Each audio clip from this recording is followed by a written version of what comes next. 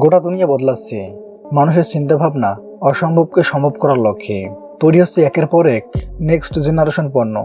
AI technology যেভাবে উন্নতি ঘটেছে তাতে মানব সভ্যতার অগ্রগতি আরও অনেক দূরে যাবে বলে মনে করা হচ্ছে। একসময় হয়তো যানবাহনগুলি রাস্তায় নয় বরং আকাশে উঠবে। ইতিমধ্যে চীন এমন একটি এআই চালিত উড়ন্ত গাড়ি তৈরি করেছে যা গোটা দুনিয়া বদলে দেবে। আজকের ভিডিওতে আমি আপনাকে সেই সমস্ত উদ্ভাবন দেখাতে চলেছি যা সত্যিই নেক্সট লেভেলের। তাই ভিডিওটি সম্পূর্ণ দেখার অনুরোধ রইল।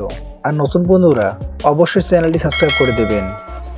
ফেজ 35 গত বছরের জুন মাসে বিশেষজ্ঞরা সফলভাবে ফেজ 35 নামে একটি মনুষ্যবিহীন আকাশযান উড়াতে সক্ষম হয়েছে। এই আকাশযানটি স্যাটেলাইটের থেকে কম খরচে একটি বিকল্প হিসেবে কাজ করবে এবং সৌরশক্তি দ্বারা চালিত হবে। এটি তৈরির কর্তৃপক্ষ দাবি করে যে ফেজ 35 সারা বছর ধরে বায়ুবাহিত থাকতে পারবে এবং 15 কিলোমিটার পর্যন্ত পিলোড ক্ষমতা সহ্য করতে পারবে। 5G নেটওয়ার্ক সিস্টেম থেকে শুরু করে বনের দাবানল পর্যবেক্ষণ এবং আরও এই ধরনের কাজ পরিচালনা করতে পারবে। এই আকাশযানের সবচেয়ে চিত্তাকর্ষক অংশ হল 35 মিটার প্রসারিত ডানা, যা এর ক্ষমতাকে আরও বাড়িয়ে তোলে এবং এটি প্রায় 145 কিলোমিটার প্রতি ঘন্টা গতিতে পৌঁছাতে পারে। অনুমান করা হচ্ছে আগামী 3 বছরের মধ্যে এটি তার কর্মদক্ষতা শুরু করতে পারবে এবং এক যুগান্তকারী ফলাফল দেখাতে পারবে। ফ্লাইটেক্স উত্তর ক্যারোলিনার টেক্সাসের বাসিন্দারা পণ্য ডেলিভারির জন্য একটি অনন্য উপায় বার করেছে। তাদের খাবার এখন ফ্লাইটেক্স ড্রোনের মাধ্যমে মাত্র 5 মিনিটের মধ্যে তাদের দোরগোড়ায় পৌঁছে দেওয়া যেতে পারে। এই প্রথমবার তাদের শহরতলির এলাকায় এই ধরনের ডেলিভারি পরিষেবা তৈরি করা হয়েছে। তাদের ডেলিভারি পরিষেবা 4 কিলোমিটার বিস্তৃত এবং এই ড্রোনগুলো প্রতি ঘন্টায় 51 কিলোমিটার গতিতে পৌঁছাতে পারে। তাতে আপনার কফি গরমেই থাকবে এবং আইসক্রিমও গলে যাবে না। এটি চালাতে কোনো পাইলটের দরকার নেই, তবে অপারেটরদের একটি দল সতর্কতা হিসেবে ড্রোনগুলো ঘনিষ্ঠভাবে পর্যবেক্ষণ করবে। বর্তমানে অর্ডারের জন্য সর্বোচ্চ ওজন 2.5 কিলোগ্রাম। এই 2.5 কিলোগ্রাম ওজনের মধ্যে আপনি যে কোনো কিছু এই ড্রোনের মাধ্যমে অর্ডার করতে পারবেন, তা হোক আপনার টয়লেট পেপার বা প্রয়োজনীয় অন্য কিছু।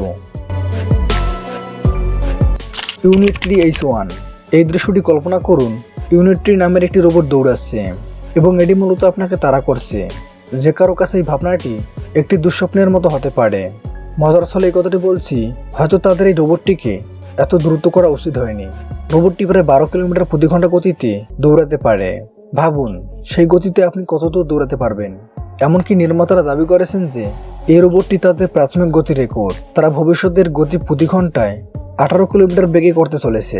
রোবটটির নাম দেওয়া হয়েছে ইউনিট্রি H1 এবং এই রোবটের ধারণা হলো একটি বহুমুখী সহকারী রোবট।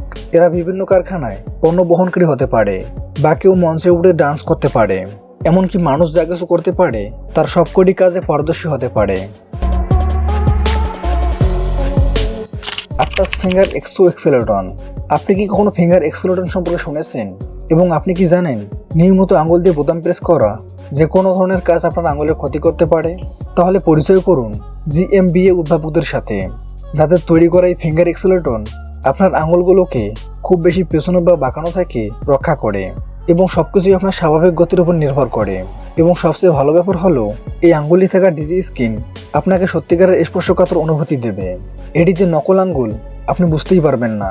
এর প্রত্যেকটির ওজন 6 থেকে 12 গ্রাম এবং এটি প্রায় 50 কিলোগ্রাম স্ট্যাটিক লোড পরিচালনা করতে পারে। ইডেন ISS মঙ্গল গ্রহে যাত্রা করার অংশ হিসাবে ইডেন ISS প্রকল্প হলো একটি মহাকাশে নির্ভরযোগ্য উদ্ভিদ চাষ পদ্ধতি। এই অনুশীলনে তারা 13 বর্গ কিলোমিটার একটি কম্প্যাক্ট জায়গায় 29 কেজি টমেটো, 51 কেজি শসা সহ সবুজ শাকসবজি, বাঁধাকপি, মূলা এবং আরও অনেক কিছু ফলাতে সক্ষম হয়েছে।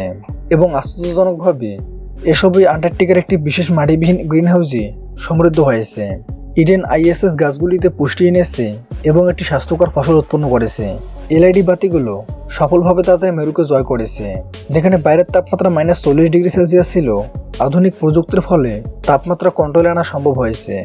ইডেন ISS থেকে পাওয়া তথ্য অনুযায়ী এটি আন্টার্কটিকা মহাকাশ এবং যে কোনো বরফ বা কোরেন মরুভূমিতে গ্রিনহাউস তৈরিতে এই টেকনোলজি তাদের অনুপ্রাণিত করে। সি রাইডার 27 ফেব্রুয়ারি চীনের একটি শহর সেনজেন থেকে জুহাইতে এই গাড়িটি 20 মিনিটের মধ্যে পৌঁছে গিয়েছিল, যেখানে সাধারণত পৌঁছাতে 2.5 ঘন্টা সময় লাগে। আসল টুইস্ট হলো গাড়িটি কোনোভাবে রাস্তায় চলছিল না, বরং বাতাসে উড়ছিল।